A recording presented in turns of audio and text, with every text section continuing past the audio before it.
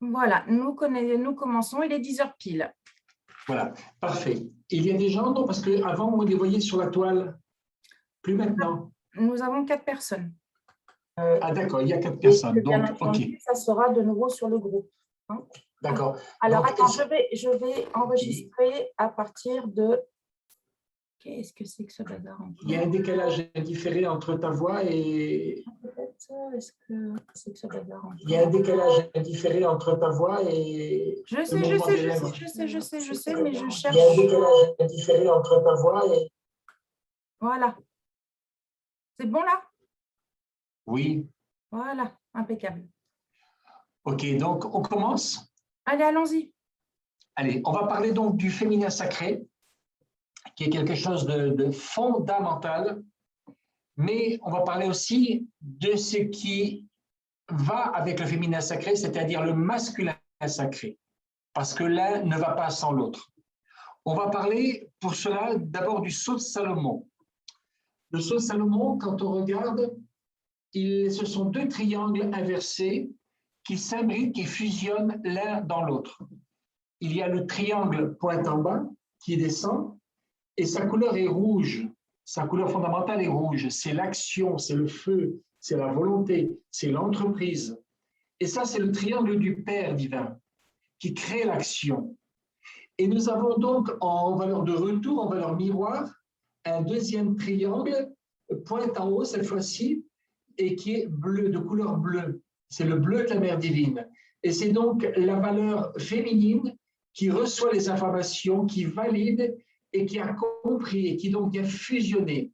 Le père est actif, triangle pointe en bas, la mère est passive, triangle pointe en haut.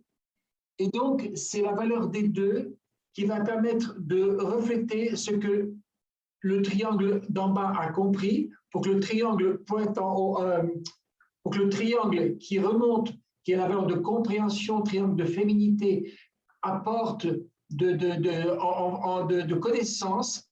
C'est un peu comme le verre du Saint Graal qui va contenir comment dire, qui va contenir la connaissance. Je vais y arriver. Voilà.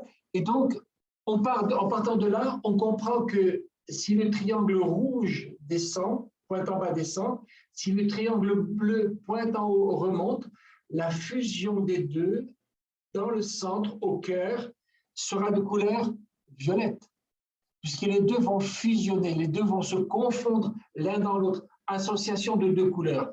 Ce qui veut dire que la perfection se trouve dans le centre.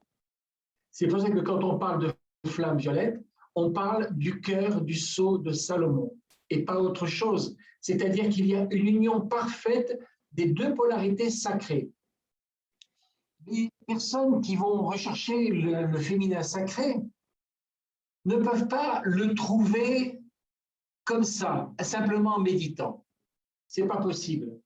D'abord, il faut savoir que nous sommes des âmes et nous avons construit au cours de chacune de nos incarnations différentes un corps qui ressemble à la valeur de compréhension de tout ce que nous avons vécu. Toute cette quintessence qui est de valeur féminine, puisqu'elle contient quelque chose, notre valeur, notre « je suis » fondamental, construit à chaque incarnation un corps nouveau avec des modifications. Ce qui veut dire que d'une incarnation à l'autre, à la suivante, on se ressemble plus ou moins, mais avec des modifications améliorées, puisque c'est la valeur matricielle de la mère divine qui reçoit le germe de la conscience d'implication dans l'action et qui va donc vérifier tout cela et montrer ce qui est compris. C'est un petit peu l'effet miroir. Nous avons un miroir dans la salle de bain.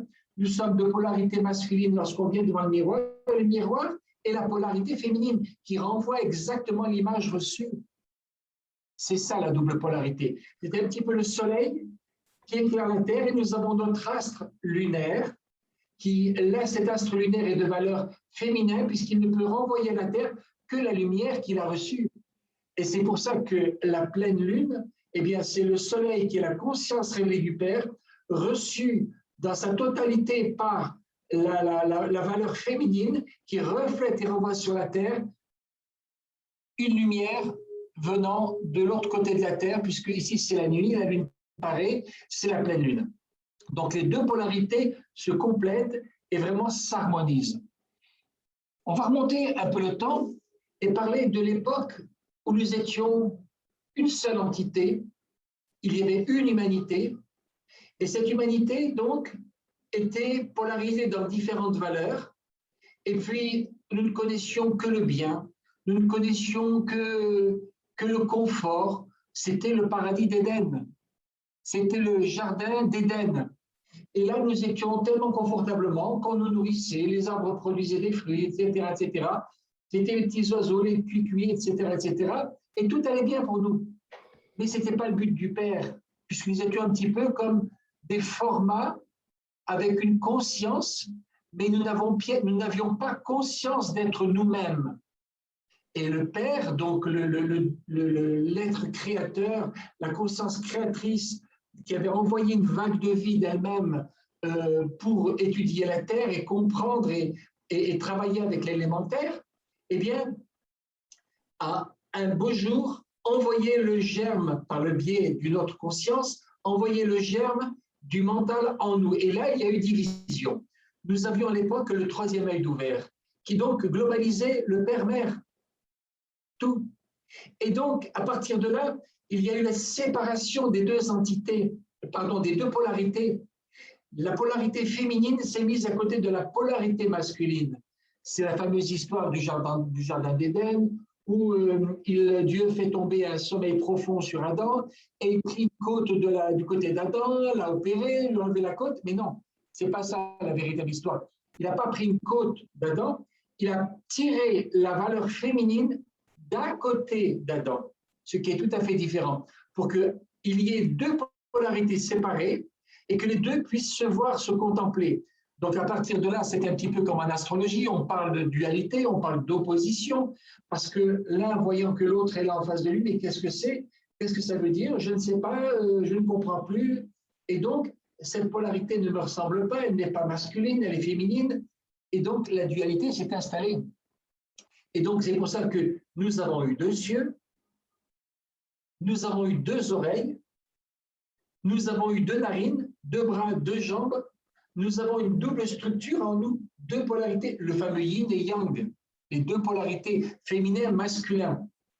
Ça veut dire que le féminin ne peut évoluer qu'en fonction de l'action du masculin.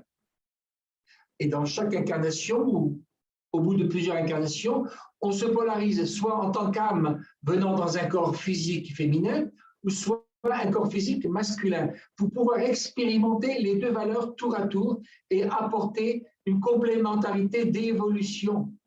Ce qui veut dire que la femme sans l'homme ne peut rien faire, mais l'homme sans la femme ne peut rien faire non plus. Bien sûr. Il faut absolument qu'il y ait la complémentarité. Je fais une action, je dois contempler mon action et voir ce qui en ressort. Les défauts, les problèmes, les avantages, les inconvénients, et donc pouvoir ensuite évoluer et faire autre chose différemment. Donc on se polarise en tant qu'homme sur Terre pour pouvoir travailler, accomplir, faire quelque chose, et puis nous allons nous polariser dans une incarnation suivante en tant que femme. Et donc là, en tant que femme, on va vérifier tout ce que l'on a fait dans le passé. Mais comment va-t-on le vérifier? Eh bien, on va le vérifier avec des partenaires, un partenaire qui va nous apporter ce qui est nécessaire et nous allons en contrepartie lui apporter ce qui est nécessaire. Et nous allons nous plaindre, oh, je croyais mieux, ça va pas, mon mari ou ma femme. Non, la polarité qui est en face, nous l'avons attirée forcément. Et si nous n'avons pas fait les choses correctement, avec efficience dans le passé, eh bien, nous allons attirer cette valeur du passé sous la forme opposée, homme ou femme, pour vérifier ou entreprendre ce que nous devons vérifier ou entreprendre. Ce qui veut dire donc que lorsque l'on veut trouver, certains me parlent souvent de la flamme jumelle. Cette flamme jumelle, cette polarité qui n'est pas présente puisqu'on a épousé l'autre polarité, soit en tant que femme, soit en tant qu'homme, eh bien l'autre, en attendant, elle est en nous, elle attend. elle attend le moment venu d'une future incarnation pour se manifester. Ce qui veut dire que dans l'homme comme dans la femme, on voit cependant des moments où on est polarisé femme, c'est-à-dire quand on est en méditation, on est en valeur féminine, parce qu'on est en valeur de réception. Quand on est en train d'écouter une belle musique, lorsqu'on est en train d'apprécier le chant des oiseaux dans la nature, on est polarisé de façon féminine. Mais si on va construire, par exemple, une maison, mettre des agglos les uns sur les autres, lorsqu'on va commencer à écrire, on est de polarité masculine. Donc, la femme, il y a des femmes qui sont femmes-femmes, des femmes qui sont femmes-hommes, et il y a des hommes qui sont hommes-hommes. Ils ne s'intéressent ni au cuicui des oiseaux, ni à la belle musique des sphères, ni à la méditation, ni à rien de tout ça, mais c'est l'activité, activité. Ils sont hommes-hommes et ont besoin de développer la partie féminine qui est en eux. Donc, comment cela va se faire? Ils vont recevoir donc un conjoint dans leur vie qui va leur apporter cette valeur féminine. Et lorsqu'il y aura fusion des deux, eh bien dans ces moments de fusion, les énergies vont passer de l'un à l'autre et chacun va apprendre quelque chose de l'autre qui lui manque. Donc, on a deux entités qui se font face, mais ça leur a permis de développer un autre corps, le corps mental de la réflexion. Pourquoi il est en face de moi? Pourquoi il est en face de moi? Pourquoi ça se passe comme ceci? Pourquoi ça se passe comme cela? Je ne comprends pas. Donc, le je ne comprends pas soulève déjà la question. Et le plan mental commence à s'étoffer et à s'enrichir. Et nous sommes en ce moment, depuis la deuxième période de l'Atlantide, nous sommes donc en construction du corps mental et nous sommes en train de créer nos expériences qui font que dans un premier temps, on s'est aperçu qu'on existait. On est devenu ensuite conscient d'être conscient, ce qui n'a rien à voir avec le plan animal qui n'est pas conscient d'être conscient. Il a juste la conscience d'être. Voilà, du moment présent, je suis là. Mais j'existe en tant que chat, en tant que chien, en tant que poisson, non. J'existe en fonction de valeurs réactives par rapport à des systèmes parce que je construis mon corps émotionnel. Mais en tant qu'homme ou femme à notre époque, nous avons donc les deux valeurs différenciées qui ont permis de poser les questions. Et la question construit le mental, le corps mental.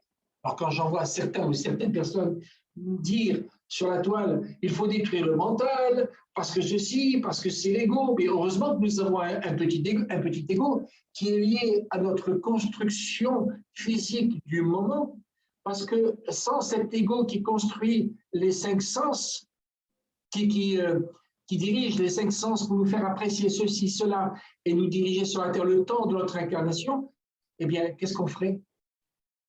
Il y a donc le grand ego, la lumière divine, l'étincelle divine en nous. Il y a ce petit ego qui doit être qui doit donc apprendre, forger ses armes jusqu'à devenir l'élève docile du grand ego lumière, l'âme profonde. Voilà. Et donc, on va voir tout cela se développer au fur et à mesure. Et ce qu'on appelle en astrologie les oppositions, c'est-à-dire 180 degrés, on se fait face, eh bien, les valeurs vont se rapprocher progressivement jusqu'à fusionner et redevenir un.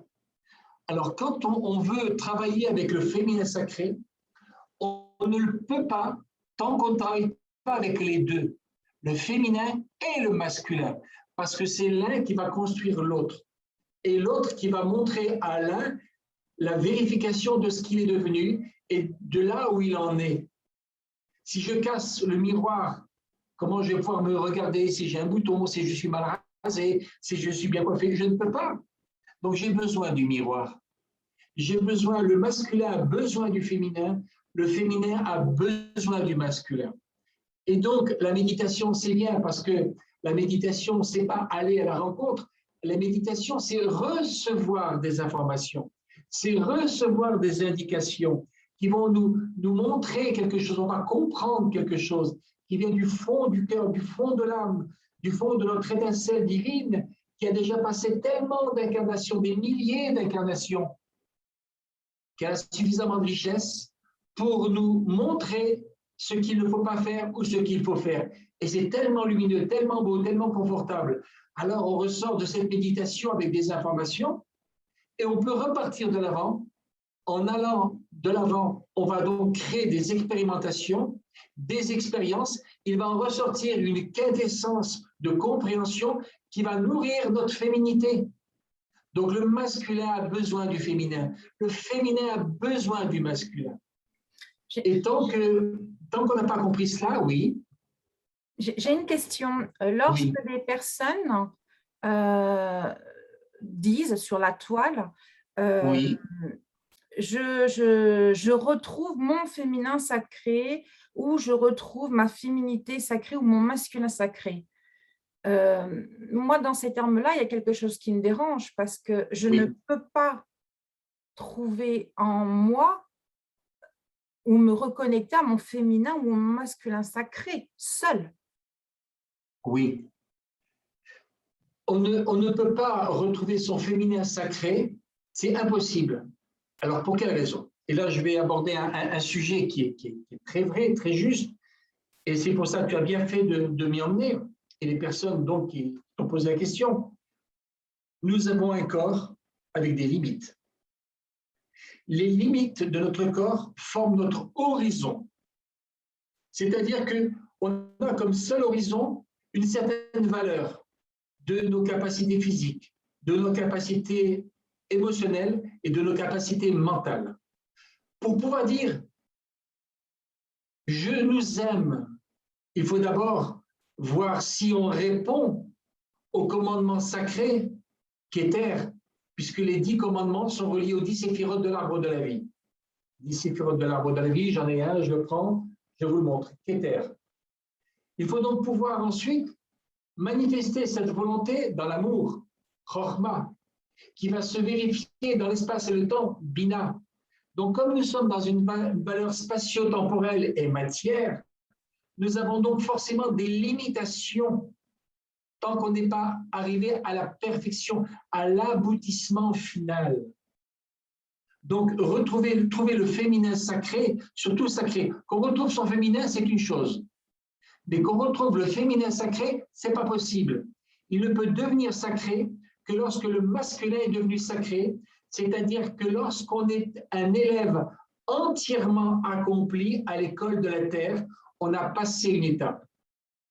Mais même Aziel me disait à ce sujet-là, quand je lui parlais de, puisque je suis resté 10 ans en contact intime avec lui, étroit avec lui, il me disait, mais tous les maîtres ne sont pas égaux. Il y a des maîtres plus grands et il y a des petits maîtres. Même si ce sont des maîtres quand même, mais ils démarrent. Ils ont juste passé la porte de la maîtrise. Mais il y a après un cheminement, une évolution encore, jusqu'au sommet. Et à partir du sommet, on rentre dans un plan plus haut, celui des anges. Et en montant, on passe ensuite dans un plan plus haut, celui des archanges. Et si on monte encore plus haut, on arrive au plan divin. Déjà au niveau des archanges, on retrouve un amour sacré dans le sens la féminité s'est entièrement révélée puisqu'il y a une connaissance totale. Le féminin sacré, c'est un petit peu le Saint Graal. On déverse dedans la connaissance. Mais notre connaissance, est-ce que notre verre est plein et déborde ou est-ce qu'il est encore limité dans son volume? L'amour, c'est une valeur pleinement accomplie.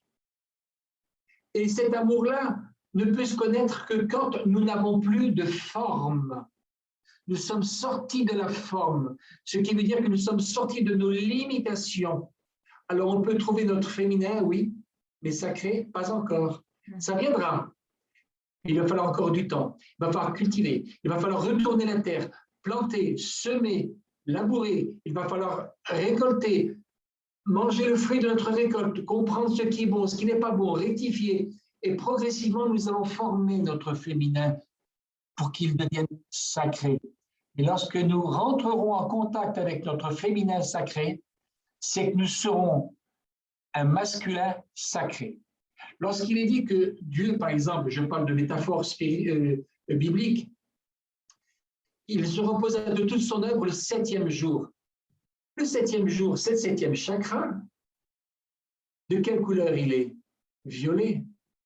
C'est-à-dire que la fusion des 2 triangles équilatéraux qui possèdent 3 angles égaux chacun et 3 côtés égaux, ça veut dire qu'ils sont arrivés à la perfection, à l'aboutissement.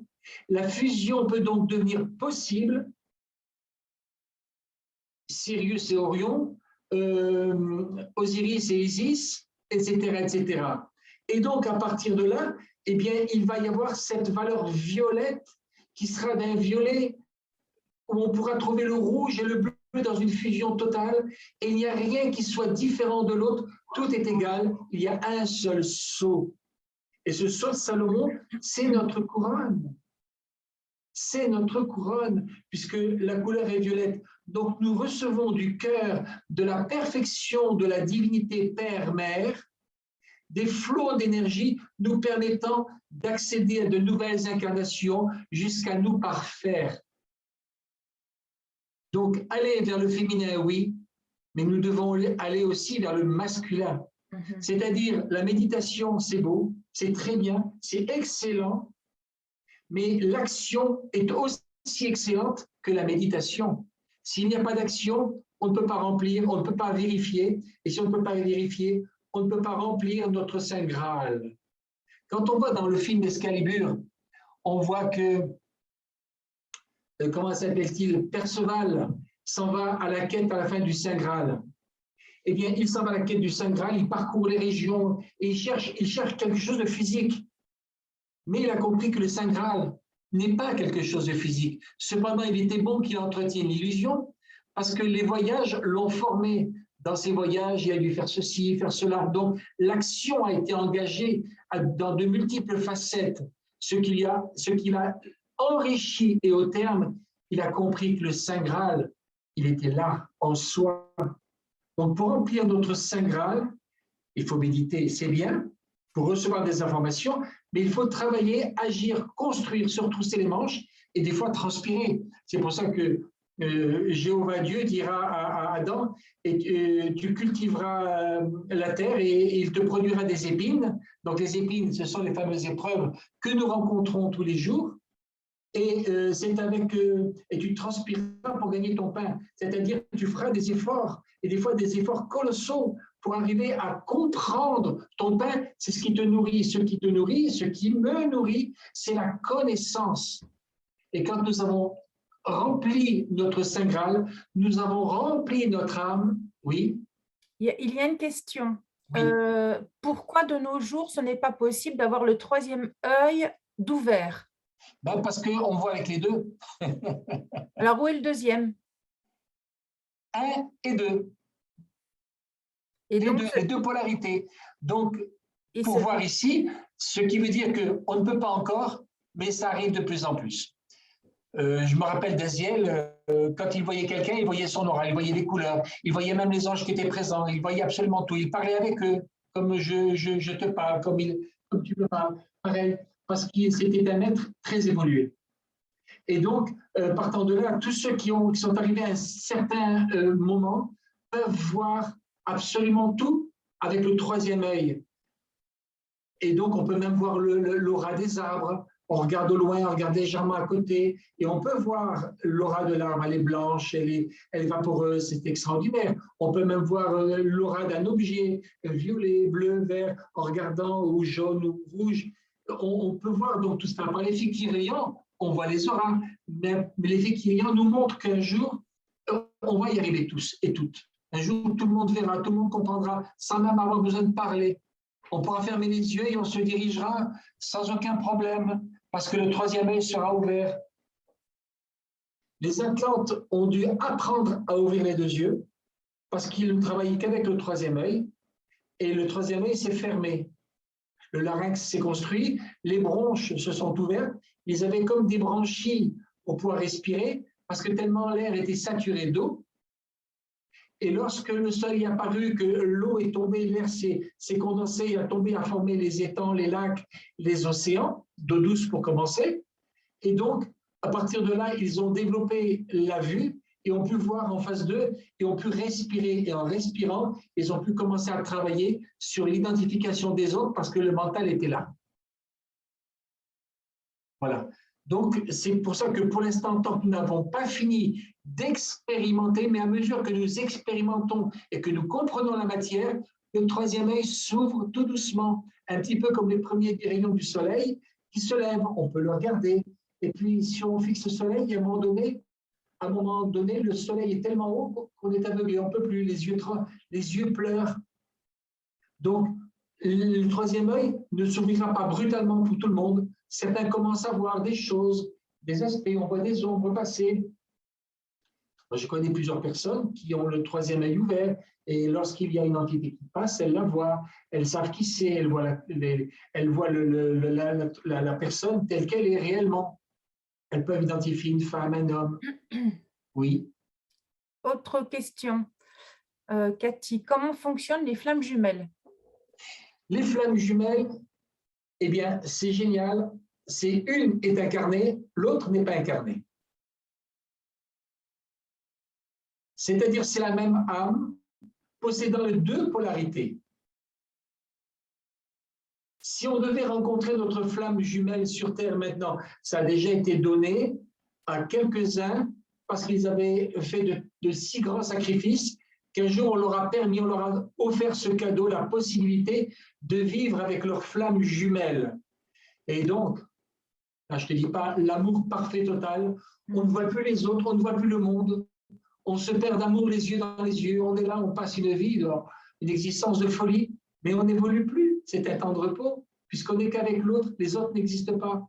Comment peut-on apprendre des autres si on ne réfléchit pas, si on ne les voit plus, si on ne les comprend plus, on ne les entend plus? On est sur notre île paradisiaque, comment peut-on avoir le monde sur une île paradisiaque?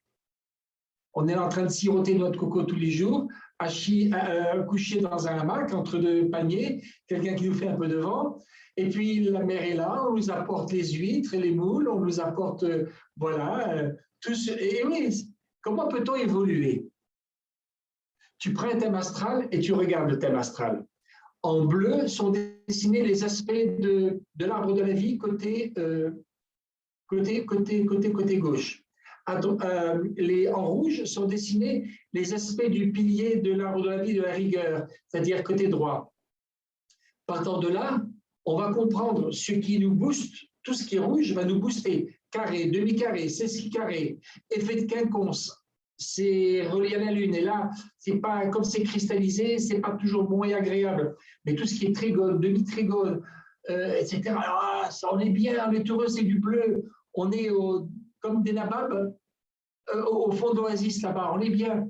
Mais ce n'est pas ce que l'on sait qui nous fait évoluer, c'est ce qu'on ne sait pas.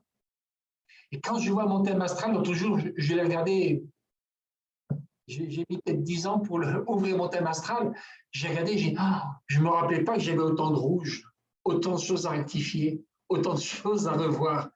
Et je comprends pourquoi dans ma vie, j'ai dû travailler à fond les manettes. J'ai dû travailler comme un forcené parce que j'avais des choses à rattraper, des choses que j'ai trop laissées en plan. Et dans ma vie, voilà, maintenant, j'ai mis de l'ordre dans la maison, j'ai rangé un peu tout ça, j'ai fait la poussière, j'ai réparé les meubles, j'ai enfin un petit peu plus de repos qu'avant. Mais voilà, le rouge m'a fait avancer. Les aspects, donc tout ce qui est lié à Mars, à Bina-Saturne, à Rod-Mercure, c'est costaud. Et à Yesod-Lune, c'est costaud. Et tout ce qui est relié à Uranus, Jupiter, donc Rochma, Chesed et Netza, c'est du bleu, c'est de la facilité. Le ciel est bleu. Pourquoi va-t-on s'en faire? Et quand le ciel est rouge, avec qui annonce des courants d'air, des tempêtes, là, il faut se retrousser les manches et commencer à travailler. Donc, voilà. Autre question? Oui, donc sur Terre, il ne peut y avoir des couples de flammes jumelles. Non, j'ai compris la question. C'est pas normal. Alors, d'où vient, par exemple, qu'une femme va épouser une autre femme, un homme épouser un autre homme? C'est un peu ça la question.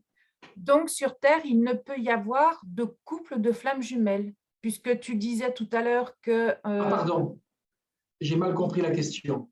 Oui, je répète, donc sur Terre, il ne peut y avoir de couple de flammes jumelles. Non, c'est rarement possible. Ça arrive parce que c'est donné comme un cadeau, mais c'est très rare. Ce qui veut dire que dans la normalité des choses, c'est impossible. C'est impossible. Parce qu'une doit travailler en tant qu'homme ou en tant que femme pendant que l'autre est au repos et attend et reçoit pour pouvoir faire et agir. Alors maintenant, j'ai soulevé un problème qui est aussi une évidence sur Terre de plus en plus, puisque l'homosexualité, on peut en parler sans aucune honte et avec un profond respect. Il y a des âmes qui se sont incarnées plusieurs fois en tant que femmes, 5, 6 fois, 10 fois. Elles ont tellement engrammé dans leur subconscient les valeurs de cette féminité que quand un jour elles arrivent parce qu'elles doivent aussi à nouveau revêtir un corps d'homme masculin, elles ont tellement gardé l'habitude de la féminité en elles, où elles s'accouplaient avec des hommes, et bien qu'elles sont poussées vers les hommes. Donc l'homme incarné au bout de la 10e ou 15e fois en tant qu'homme, pendant 10-15 fois en tant que femme est devenu homme un beau jour, eh bien, est toujours attiré par les hommes parce que le subconscient envoie des informations et inversement quand c'est deux femmes. Voilà. Et donc, c'est à partir de là, on va recevoir d'autres informations jusqu'au jour, jusqu'à l'incarnation, on va se dire, en fin de compte, c'est pas normal parce que je ne m'enrichis pas. Il faut que je m'enrichisse. Et là, bon, ok, j'ai rectifié ma valeur masculine, je l'ai comprise, et maintenant, je vais chercher l'autre polarité en face de moi. Est-ce que je me suis fait comprendre ou mal expliqué peut-être? Pour le moment, je n'ai pas de... Voilà. Donc, voilà pourquoi ça arrive.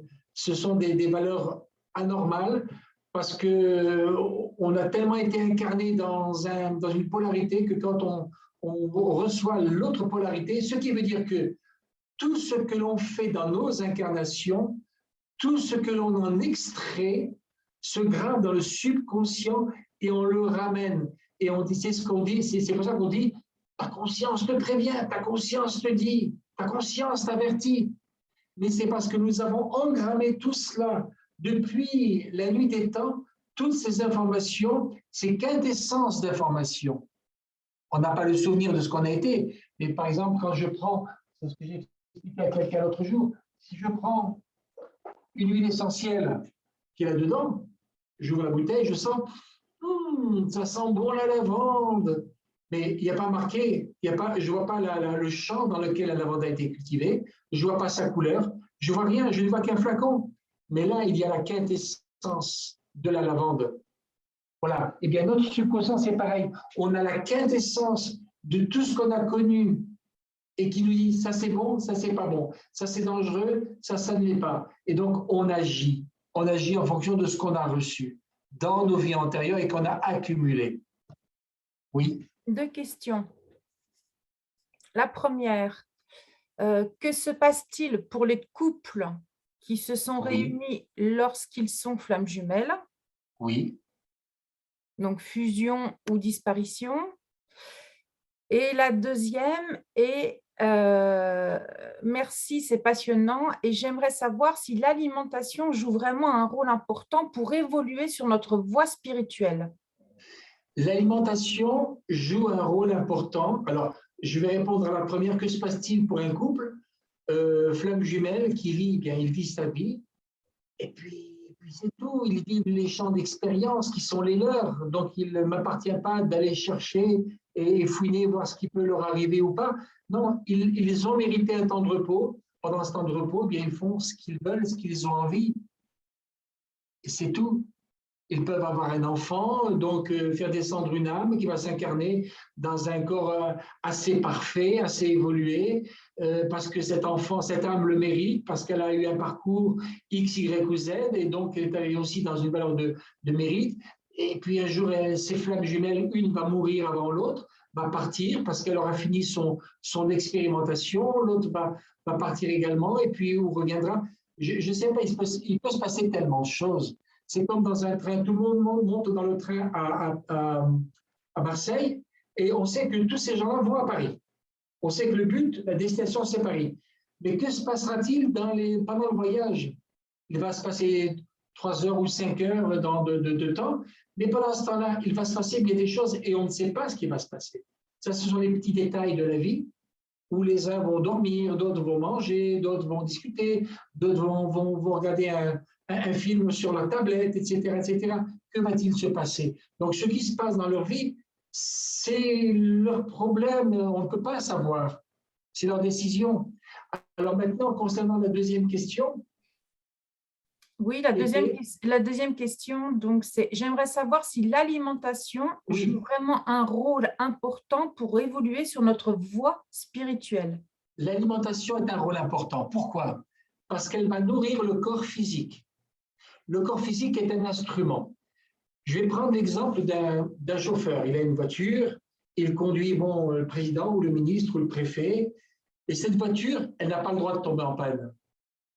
Donc, il faut faire les révisions, les vidanges, il faut passer le polish de temps en temps, il faut nettoyer la voiture. Il y a un soin à apporter à la voiture parce qu'elle sert à transporter des personnes importantes. Notre corps physique, comme dit les textes sacrés, sont le temple du Saint-Esprit. Alors, pour résumer, expliquer qui est le Saint-Esprit, c'est Jéhovah. Dans l'Ancienne Alliance, on l'appelait Jéhovah. Aujourd'hui, on l'appelle Saint-Esprit depuis le Christ. Mais le Saint-Esprit, c'est le plus gradé des anges. Voilà, c'est le plus gradé des anges. Et c'est lui qui a eu la responsabilité de conduire l'humanité pendant le plan ou le germe mental. Et c'est lui qui a ensemencé nos corps avec le germe mental pour qu'on puisse le développer. C'est sous sa responsabilité. C'est le plus gradé des anges et il est aussi un dieu. Comme Michael est un dieu, Raphaël, Gabriel sont des dieux déjà, des dieux créateurs. Donc Jéhovah est un dieu qui a donc cette responsabilité et donc il a une émanation de lui dans chaque corps. C'est pour ça qu'on dit que le corps physique est le temple du Saint-Esprit. C'est-à-dire que notre corps physique est le véhicule un petit peu, entre parenthèses, de celui qu'on transporte à bord d'un grand président qui est là. Et on doit soigner notre corps afin que notre corps ait la meilleure utilité pour nous apporter les meilleures conditions de réflexion, de dévouement, de travail, etc., etc., et méditation. Méditer avec le ventre plein, méditer avec le ventre vide, la méditation ne sera pas la même. Donc oui, l'alimentation est importante. Ça ne veut pas dire qu'on doit manger maintenant comme un ermite dans le fond de sa grotte avec 3 bottes de cresson par jour et puis une tranche de pain de temps en temps qu'on vient nous apporter. Non, non. Il faut savoir sentir ce qui est bon pour le corps. Il nous faut des oligo-éléments, des sels minéraux, il nous faut des vitamines, etc., etc. Voilà. Et plus notre taux vibratoire va monter, et moins nous serons sujets aux implications du bas astral. Donc, c'est pour ça que la religion parle de bénicité. On bénit le repas, etc., etc. C'est devenu maintenant une coutume, une formulation qui n'a plus aucune saveur. Mais la véritable fonction de bénir un aliment, c'est de regarder cet aliment en conscience et de penser qu'il va nous apporter de bonnes choses pour nourrir notre corps, afin que notre corps soit au milieu de sa forme, pour pouvoir servir notre plan divin intérieur, notre féminin sacré, notre masculin que nous devons devenir, que nous devons rendre sacré, tout cela. Donc, je cours un bon combat, je ne vais pas marcher dans les épines, je vais les enlever du chemin en solutionnant les problèmes pour pouvoir avancer tout simplement. Donc, oui, la nourriture est importante. Le breuvage est important. Mais ce n'est pas que la nourriture, puisque tu parles d'un sujet important, qui est important, tout le breuvage. On peut manger un gâteau, de la crème, des fois je prends de la chantilly sur des fraises. Je mange de tout, mais je mange en conscience et en conscience de cause. Et ce qui est important aussi, c'est le verbe. Quel mot allons-nous employer? Alors, il y a des gens qui disent qu'il faut manger bio. Et vous savez que le bio n'existe quasiment pas, parce que par contamination externe, donc ce qui est important, c'est de manger en conscience. Ça, c'est important. Et puis ensuite, ce qui est important, c'est d'avoir un langage adapté aussi, parce que le langage est une nourriture. Comment va-t-on nourrir les autres, notre entourage, avec des mots d'une énergie lourde, basse, grossière, ou avec un langage éthéré, avec des mots choisis, qui vont apporter le plus possible des valeurs d'éthique. Ça, c'est important. À l'époque, je vous rappelle, on apprenait des récitations par cœur, la ponctuation. Aujourd'hui, c'est fini. On parle même en verlan. Ça fait bien. On porte des jeans déchirés. Ça fait bien. On est vraiment dans la valeur uranienne de l'ère du Verseau qui démarre et qui démarre, bien sûr, inversée, afin que l'on prenne conscience par la suite de ce qu'il faut rectifier. Voilà, j'ai débordé un peu le sujet sur la question, mais voilà. Oui. Tout est important. Tout est important. Moi, quand mon fils regarde Gabriel, que tu connais bien, Christelle, regarde des dessins animés, je lui dis attention, j'entends un gros mot, j'éteins le dessin animé. Alors fais attention à tes choix. Les gros mots interdits. C'est pour l'éduquer quelque part à être correct dans son langage. Je dis, est-ce que tu as entendu papa dire un gros mot un jour? Non. Alors tu en dis. Après, plus tard, il fera ce qu'il voudra, c'est sûr, mais il se rappellera toujours du langage bio.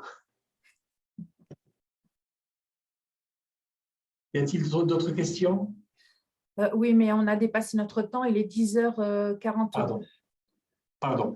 Donc, voilà. Le reste, eh bien, on pourra toujours y revenir une autre fois. Oui, là, ce sont vraiment, alors qu'on explique, parce que c'est tout nouveau, nous avons mis donc ce système de live, donc c'est très bien, puisque maintenant, on pourra faire, donc, nous faisons tous les 15 jours un thème qui dure normalement 15 minutes, mais on va dire 30, oui. sur une question bien attitrée. Par contre, prochainement, vous pourrez poser toutes les questions que vous souhaiterez et souhaitez à Andrew, car nous allons justement faire comme un partage, un échange. Donc, si vous avez des sujets, si vous avez plein de questions, nous allons programmer ça prochainement. Voilà. Et ça, ce serait génial parce que c'est encore mieux. Voilà, donc sachez que tous les 15 jours, on vous met un petit, enfin c'est Andrew qui propose un thème, mais pourquoi pas le faire une fois par mois et une fois par mois, faire débat ouvert. Et si vous avez plein de questions, on se fera un plaisir Andrew se fera un plaisir de répondre à toutes vos questions sur la multitude de… Ça, c'est une très bonne idée. Plutôt que de faire, par exemple, mon fils aime les pâtes, il aime le riz, comme tous les enfants, bien sûr, et il n'aime pas les tomates. Alors, je vais lui faire une belle salade de tomates. Papa, j'aime pas les tomates. Papa, j'aime pas les carottes cuites. Alors, autant demander ce qui lui plaît et de faire ce qui lui plaît. Donc, autant vous demander ce qui vous intéresse, quels sont les sujets à élaborer.